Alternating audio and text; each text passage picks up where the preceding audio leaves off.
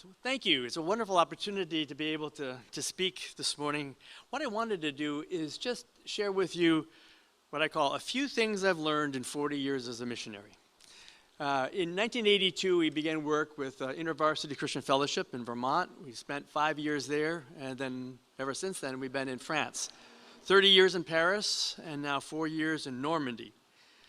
So what I want to share are things that are from a cross-cultural missionary perspective, but I think the principles you'll find would be applicable in most cases here in North America for those of you who are here.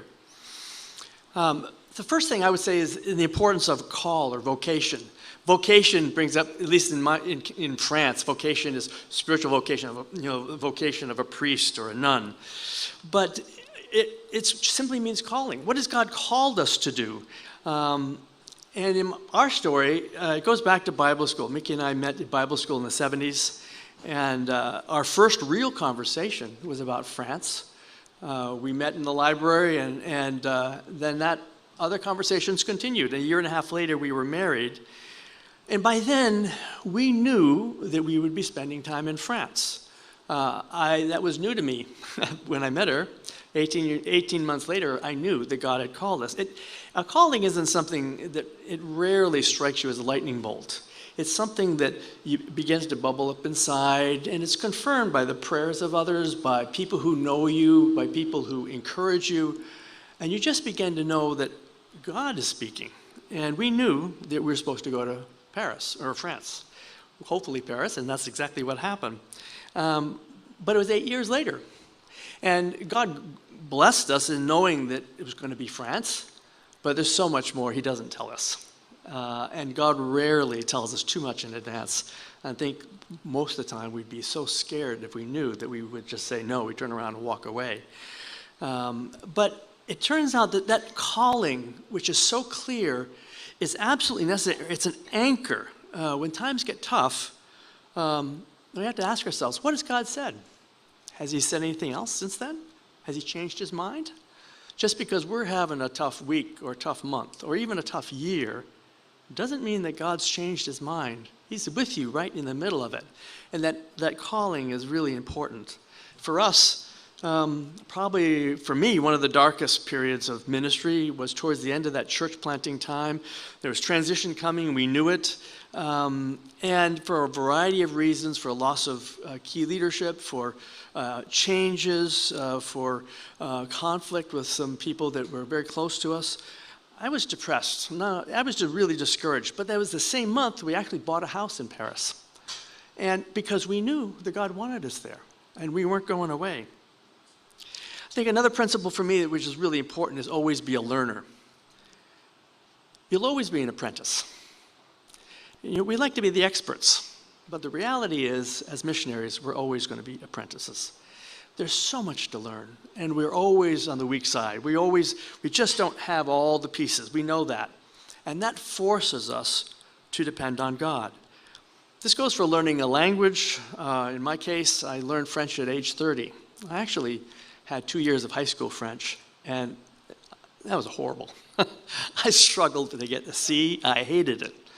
I remember walking out of the last day of French class saying to my friend, "Thank God I'm never going to see that language again." And at age 30, I had to plunge in and start from scratch. But God knew that. The commitment, the vocation was already there, the call was there. I knew that God was going to help me learn French. And what motivated me was I was meeting some fascinating people when I got to Paris.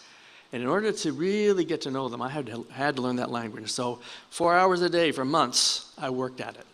And then another 4 hours a day at least, I was working in a youth center. And I began to learn the language. I used the same skill set in learning about art. I wasn't trained as an artist.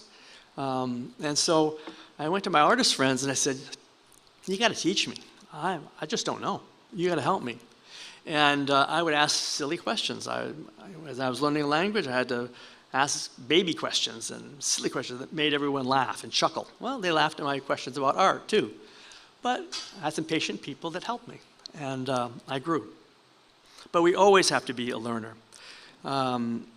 We have to learn to be a listener first before we receive the privilege of telling someone something, particularly when it relates to the gospel. We, as Americans especially, we always want to jump right in with 2 feet. And a deeply secular culture like France, you can't do that. You have to build credibility and relationship, and that comes with being a learner and asking questions. It requires humility, transparency, authenticity, vulnerability. We need to be vulnerable with people. Another principle that I learned uncomfortably is that we have to learn how to live outside our comfort zone. You know, I would take brief forays outside my comfort zone and hurry back. But I realized that in order to be effective in ministry as a missionary, I had to be willing even to live outside my comfort zone. And there have been times in my ministry where I was so far outside my comfort zone I couldn't even see it. And you discover, as you open the next door, God's standing there waiting for you. Hey, I've been waiting for you. Come join me. We got work to do. He's already there. He's already hard at work. And over again, I had those kinds of experiences.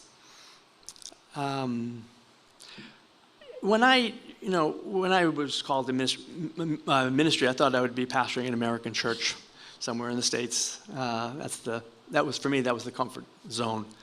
My first church I ever pastored was a multicultural church in the center of Paris, and that was for 12 years. Paul tells us that God's strength is made perfect in weakness. When we're outside of our comfort zone, when we're needy, when we're weak, we have to be dependent on God. Absolutely have to be dependent on God. And dependence on God is good, even necessary. Here's a story, just to give you an example. The last couple that I was privileged to baptize in our church that we planted in downtown Paris were a couple of artists, turned out to be very significant artists, but Andre and Amanda. And we set a date. We had a storefront church. We had to go get a baptistry and set it up, build it, set it up, fill it with water, sort of like a little swimming pool, but a baptistry. And so we went and got the baptistry. We had a brand new car at the time that a supporter helped us to get. And I was coming back. We had it in the back. My wife was coming back to our house with it. And I had a knock on the door, and she's in tears. She said, I had an accident just down the street, and the whole front end of the car was torn off. And here it is, the baptistry is there, and I'm thinking, what do we do? This is Friday. We have to set it up for Sunday morning, and the car's in pieces. It's a brand new car, and Amanda's sister had been on the streets as a drug addict. She had had a conversion experience. She was all excited about their baptism, and all of this was going on. And Sunday morning, we ended up getting the baptistry down there with the help of some friends, filled it up. Sunday morning, I wake up, Mickey was away. I had to take my 4-year-old son with me on the metro because we didn't have a car. I had to take him on the metro. His nose started bleeding profusely. I had to get him down there. We arrived to get things set up, getting his nose stopped bleeding, and Amanda's sister showed up in tears. I said, what's going on? She said, Andre and Amanda, they're in bed with super high fevers. They can't even get out of bed. I said, oh, God, what's going on? And I felt totally useless. What can we do? And we prayed. I prayed with her. But we said, okay, we'll just go on with the service. We can't do the baptism. Started the service. Halfway through the service, Andre and Amanda stepped in the back door, sat in the back. They looked a little pale, but they were there. And I smiled at them, and they smiled weakly. Turns out, when the doctor came to the house on Sunday morning, because in France they make house calls, by the way, they still do, the doctor said, well, you'll be okay in a few days. And Amanda said, she was so disappointed. She said she'd been looking forward months to the baptism. Baptism, he said. What's that all about? And she described how they'd met the Lord, and he shrugged and he said, hey, if you really want to go, it's not going to kill you. You can go. So they walked 10 minutes to church in downtown Paris, and came in the back door. By the time we had the baptism, they were feeling much better, and we had a celebration. And after the baptism, we were eating and talking and laughing. They suddenly said, we feel great. It's all gone. And God's strength is made perfect in weakness. 12 years later, Andre was ordained. They had moved to Switzerland a couple of years after their time in Paris, and he'd been asked to conduct a funeral. The funeral was for one of the most important gallery owners in the world, Paul Fraschetti, whose gallery was in Paris. He was well known for discovering, the name just slipped my, anyways, one of the famous artists, and including Andre. Andre was one of his artist friends. And Andre was preaching a sermon in one of the biggest churches in Paris, packed with art people from all over the world. The head of the Museum of Fine Art in New York gave a eulogy, and Andre got up and preached. And people listened to what Andre said. He talked about Betsael. He talked about creativity coming from God, and how he sensed creativity in his work, and Paul Fraschetti had encouraged him. And that's what God can do. Out of weakness, wonderful things can happen. Another important thing for me has become contextualization. Artists, you know that good art that connects with people fits in with its cultural context. Well, biblically, the message of the gospel has to be contextualized in the same way. The message of the gospel doesn't change, but the way it's communicated absolutely has to change depending on the context. Sometimes we don't do the hard work to make that happen. But if you look at the Apostle Paul, in Acts 13, he's preaching to a Jewish congregation. He's citing passages from the Old Testament. Some of them are a little bit obscure even for us, but his congregation knew all about that. It was normal. Acts 17, Paul's preaching in Athens to a Greek pagan congregation. And he cites Greek poetry as a student of the Pharisees when he was growing up.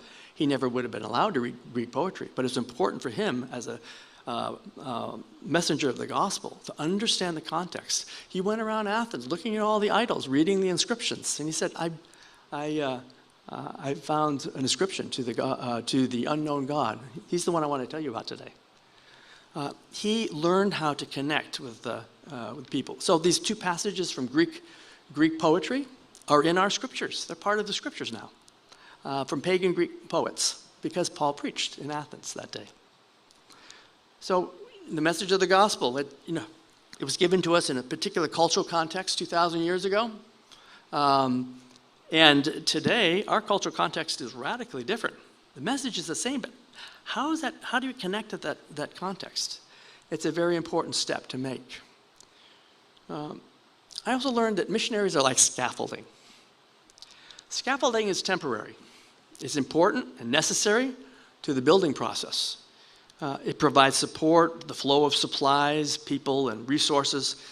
But there'll come a time when, in the not-too-distant future, that it has to be taken down, and it's no longer necessary. As missionaries, we work hard to build and strengthen future generations. You're scaffolding. Scaffolding, by definition, is temporary. You will never become permanent, and this is particularly true in cross-cultural mission, but I think for those of you who are in the United States, we need to hear this message too. We are temporary. We are there to serve others. We're there to care for others, help them grow. And at some point, scaffolding will be removed. Think about the Apostle Paul in Ephesus. He was there for 3 years. It's the longest stretch of time that we know of in Paul's ministry. But there he was in the school of Tyrannus. He trained people in ministry. Churches all over Asia Minor were planted. He wrote to the Colossians. He never set foot in the church of Colossae. It was Epaphras, his student in Ephesus, that started that church. He also started the church in Hierapolis. There's at least 9 churches we know of in Asia Minor that result from Paul's ministry in Ephesus. Paul was only there for 3 years, then he moved on. He was scaffolding. I also learned about the, the importance of direct and indirect communication. For you artists, this is probably a no-brainer, but for me it was really important to learn. For those who, excuse me, Mickey, can you give me my water? Thank you. For those of you who are listening and eager to learn, for those who are listening and eager to learn, thank you. You can talk face to face, and people want to listen, they're asking good questions, they're eager to learn. That's direct communication. But indirect communication is really ideal when the people you're talking to are opposed to your message. Jesus did this by asking questions with the Pharisees or others that were confused. Rather than give direct communication, he asked questions. Storytelling is another form of indirect communication. Nathan the prophet went to David, his friend, but David had already killed a man to hide his sin. Just because Nathan was a friend didn't mean that Nathan's life wasn't on the line. So what did Nathan do? He told him a story about a man who stole a poor man's sheep. And David was infuriated, and Nathan said, "You're the man." He trapped David with that story, and David had to deal with it. Parables. Jesus would tell parables to the big crowd. Those who really were eager to know would hang around later, and he'd fill in the blanks for them. Jesus said, "Let those who have ears to hear, let them hear." But it was indirect. It was seeds. They were planting seeds. And for those people who would pick up the seeds and want to go further, Jesus was very eager to spend more time with them. A good example of indirect communication is mime. There's no words, but it can be a very rich form of communication.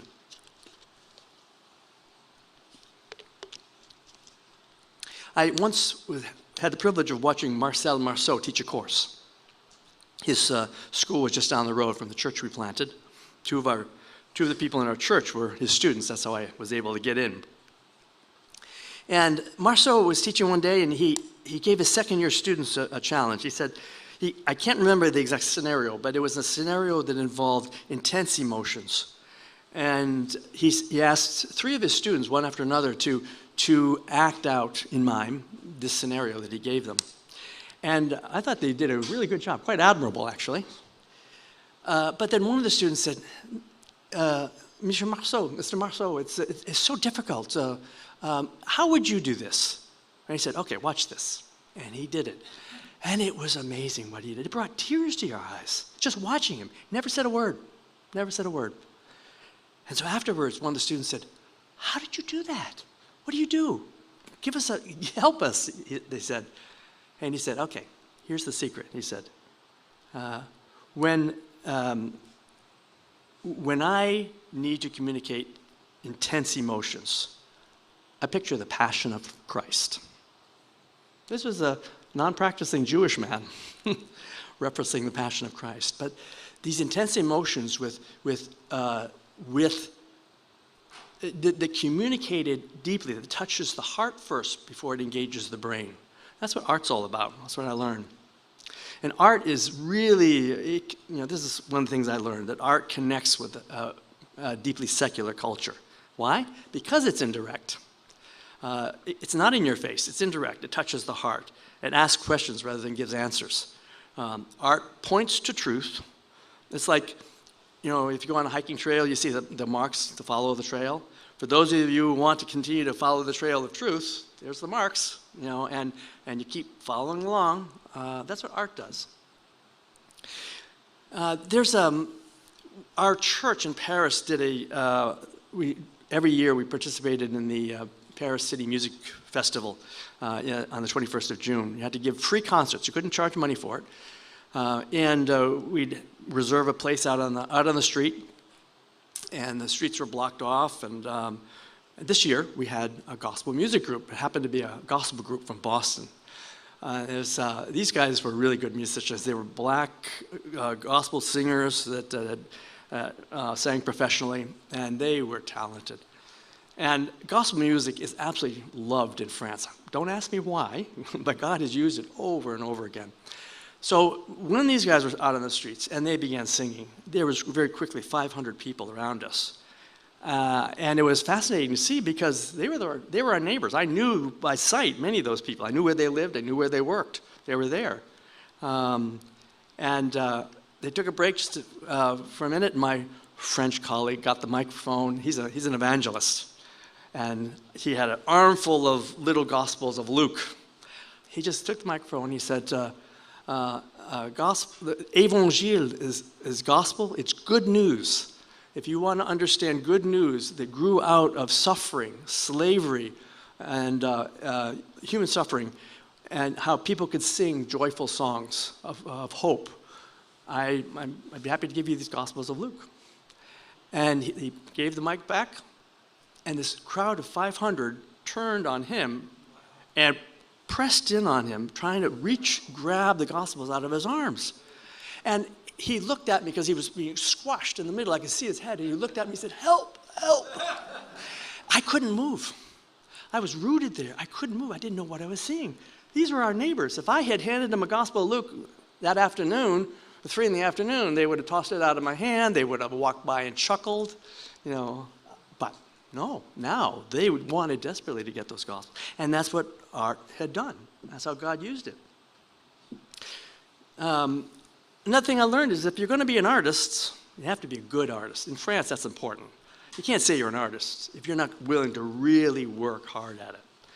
I know that should be true everywhere, but sometimes we, in the Christian world, artists sort of skate through, thinking the gospel is much more important. No, God's given you creative gifts. We really need to invest in them. You could have wonderful musical gifts, but if you don't do anything with it, no one's going to benefit from that. We had in the art center we had in downtown Paris, we had a singer that booked 4 concerts, and the first one, I loved the music. It was great. I really enjoyed it. The second one was exactly the same, even down to the jokes and the pauses between the sets, and a carbon copy. And the third one was a carbon copy, and I was so disappointed. The guy wasn't doing any work. He'd written these songs years ago and just traveled around singing those songs. And the last thing I want to talk about is working in partnerships and networks. Partnerships are something that we all need to be part of. You can't be lone rangers. As missionaries, it's important. As Christians, it's important. We need to work with others. Sometimes Westerners, we want to help on the mission field, and we have money, we have education.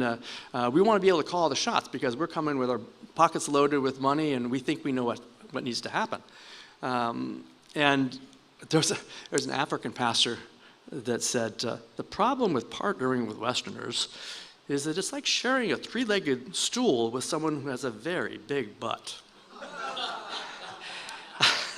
And you can feel his pain. If you've spent some time in Africa, you sense what he's trying to get to. But working within community, we have to not work as a lone ranger. The final story I was going to tell you is just this. For several years, our family worked with Semaille et Création, which is a French branch of Graines de Blé, a Swiss mission that works with children. And the leader of the French mission is a friend of ours. And for years, he developed these stage productions with kids and with adults. And they would perform all over France, all over Belgium. They went to Guadeloupe. We went to Beirut. And they would always work. I should say it this way. They would never go to a city unless there was a whole group of churches that was inviting them to come. If it was just one church that wasn't willing to work with the others, they'd stay away. They wouldn't do that. They worked with people as a team and built a body of Christ. We went to Beirut, and my wife, Mickey, and our 2 daughters were part of the cast. And we worked with the Lebanese Bible Society. The Lebanese Bible Society, during the 17-year civil war, never left. They were the only Christian group that didn't leave and didn't stop activity during the war. They worked with every people group in Lebanon, those who were fighting. They would supply blankets, they'd supply food, they'd care for people who didn't have houses. Didn't matter who you were, they served in the name of Jesus.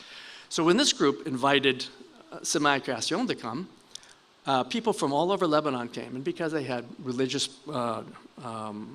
teaching as requirement in the schools, a story from the Old Testament about the promises to Abraham and beyond leading to Christ was something that all of the religious educators were interested in. So every day, for 7 days, we had 800 young people, half were Muslim, half were Christian, in the theater every morning. And that could only be done through working in partnership with a variety of people, crossing bridges, stepping outside your comfort zone. And it was even on television all over the Middle East, on the Islamic television. We had a Muslim friend in Paris, one of the cast members, a couple weeks later, saw his friend and said, that it was you. I thought I saw you on television the other day. God is the only one that can do that kind of thing. So these are just a few of the things I've learned. And I know if any of you got up here, you could probably give a list of things that you've learned too. But these are really important principles for me. And I hope we can learn a few things. And by teaching this morning, I get a chance to remind myself I got to keep going, keep working on these things too. So thank you.